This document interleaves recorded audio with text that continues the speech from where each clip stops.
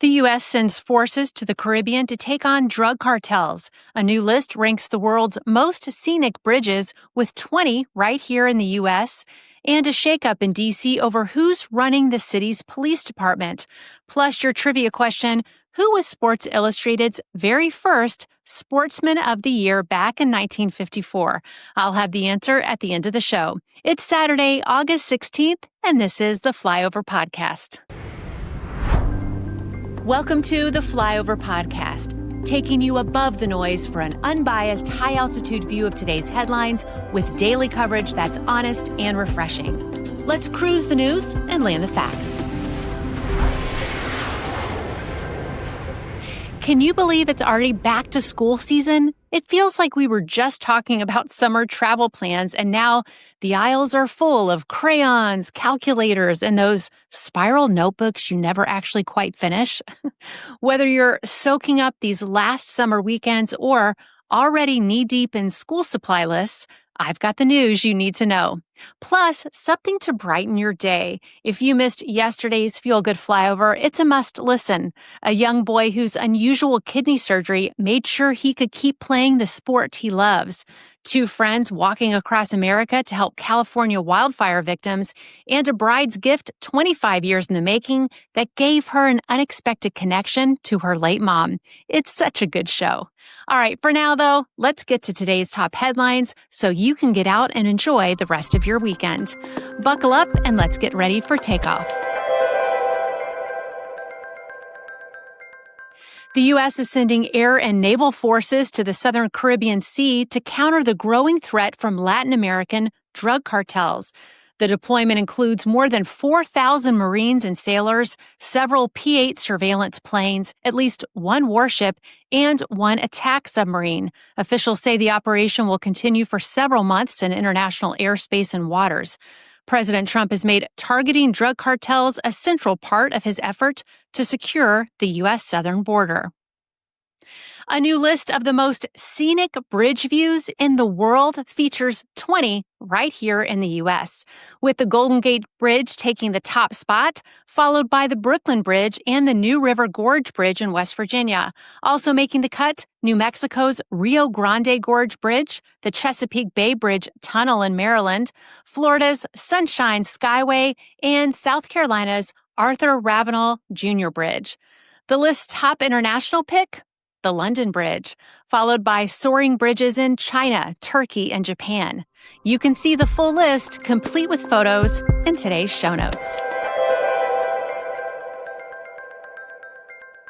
Next, let's take a closer look at what's making waves in Washington. In the nation's capital, D.C. officials and the federal government have reached an agreement to restore direct control of the city's police department to the police chief for now, instead of a Trump administration official. Meanwhile, President Trump has selected David Rosner, a Democrat, to head the Federal Energy Regulatory Commission, passing over the panel's only Republican member. Next, a federal appeals court has ruled the Trump administration can move forward with mass layoffs at the Consumer Financial Protection Bureau, overturning a lower court's injunction. And in Texas, lawmakers wrapped up their special session Friday, but Governor Greg Abbott immediately called another to take up a congressional redistricting plan. Democrats who left the state to avoid voting on the proposal are expected to return for this new session. Today's episode is brought to you by David Protein Bar, the bar that doesn't play by the usual protein bar rules. Most bars pack in extra calories and sugar like they're trying to be dessert. Not David. Each bar has 28 grams of protein, just 150 calories, and 0 grams of sugar. That's right, 0 sugar. And 75% of those calories come from protein. It's exactly what you want when you're hitting your protein goals without loading up on the stuff you don't need. Personally, I'm all about whole foods when I can, but when I'm in a rush, traveling, or just need something to get me from lunch to dinner, David's the perfect grab and go. You get the protein of a meal with the calories of a snack, and the flavors? The Flyover team loves chocolate chip cookie dough, but they're also big fans of blueberry pie and cinnamon roll. Right now, when you buy 4 cartons, you'll get the 5th free. Just go to davidprotein.com or click the link in today's show notes to grab yours. Now, here are some extra stories just for you, our podcast listener. You won't find these in the email. First up, an unexpected twist in the push for peace in Ukraine. As President Trump meets with Russian President Putin, he's getting support for a Nobel Peace Prize from none other than Hillary Clinton. In a recent podcast appearance, Clinton said if Trump could end the war without forcing Ukraine to give up territory and still stand firm against Putin, she'd nominate him for the award. From Tennessee to Mexico, a small-town car accident years ago set off an investigation that now has the U.S. offering up to $10 million for the capture of Mexican cartel leaders.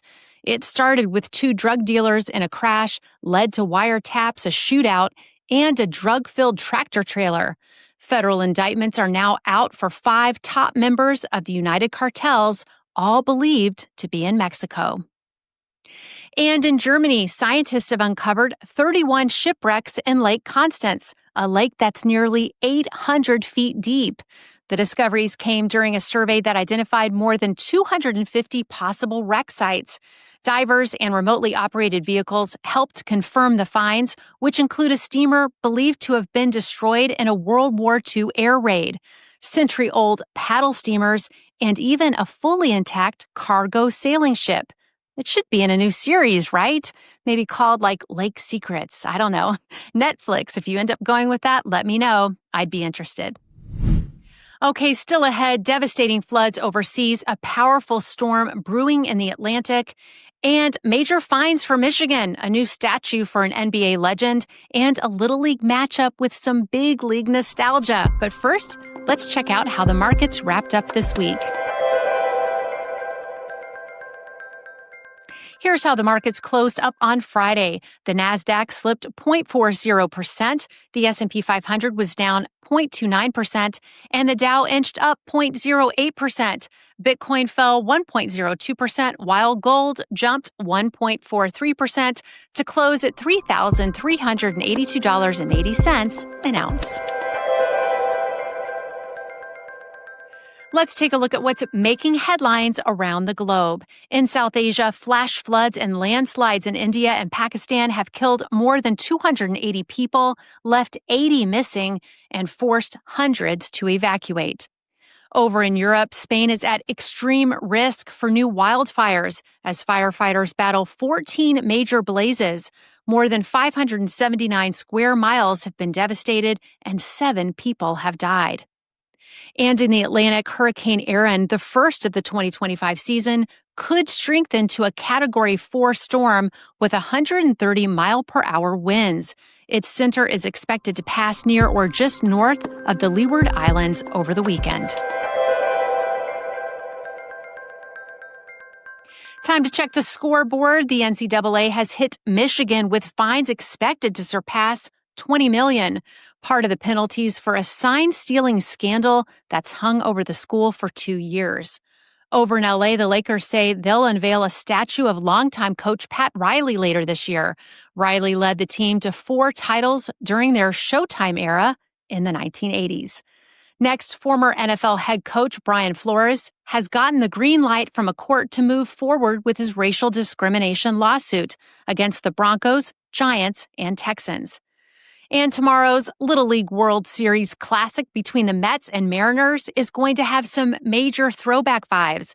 11 players once played in the LLWS themselves, and there are pictures to prove it. You can see their then and now side-by-side photos with a link in the show notes, and I gotta say, they're pretty adorable. Still ahead, the answer to that trivia question. Are you still thinking about that one? And your poll results. But first, our etc. section. And before we land today's episode, here are a few more stories making headlines. A New York woman struck it big at Arkansas's Crater of Diamonds State Park, finding a 2.3-carat white diamond and checking off a 2-year promise to herself to harvest her own ring. Wow, talk about a rock-solid find, and probably the cheapest I do you'll ever hear about. In Italy, new video shows a rupture on Mount Etna, Europe's largest active volcano, It opened a vent, allowing lava to steadily flow out in a fiery display. It's mesmerizing, as long as you're watching from a safe distance. And in Florida, a Naples woman won the 2025 Florida Python Challenge, collecting 60 invasive Burmese pythons and walking away with $10,000. Nearly 300 snakes were removed in total, helping protect native wildlife. I don't know about you, but that one is a contest I'm happy to cheer from the sidelines.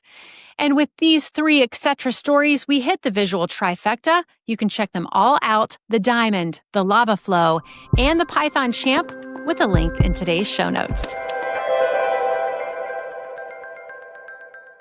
Now it's time for Pole Position, where we turn the mic over to you. Yesterday we asked which phobia you have. Here's how you answered. Heights took the top spot with 27%. 23% said none at all. Must be nice. Public speaking came in at 16%. Enclosed spaces at 15%. And other at 11%. Spiders brought up the rear with 8%. So I guess for some of you, 8 legs are still better than a packed elevator. I gotta go with height too, though. Like I said before, Chicago Skydeck is not for the faint of heart. All right, here is today's question. Which gemstone would you choose for an engagement ring? Your choices are diamond, ruby, sapphire, emerald, or something else entirely. You can vote with a link in the show notes, and I'll have the answer for you in tomorrow's episode. All right, time's up. Here is today's trivia answer. The question was, who was Sports Illustrated's first Sportsman of the Year in 1954? Drum roll, please. It was Roger Bannister. He was the first person to run a mile in under 4 minutes, and he did it on May 6, 1954 at age 25. And then he later went on to become a neurologist. So yeah, while the rest of us are just trying to hit 10,000 steps a day, he was literally running into the record books, and he's saving brains. Not bad. All right, that's it for your Saturday flyover. I hope you can carve out a little time for yourself this weekend, whether that's one last summer adventure or just a quiet cup of coffee. Don't forget to check out today's show notes for all those extra links and cast your vote in our daily poll. I'll be back with you tomorrow. Until then, have a great Saturday, and thanks for flying with us.